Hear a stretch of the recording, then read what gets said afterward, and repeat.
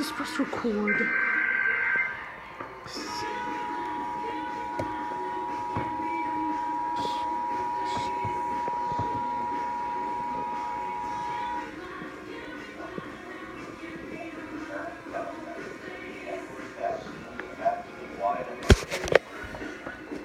Broadcasters, cable operators, and the National Weather Service have set up EAS as a way for public safety officials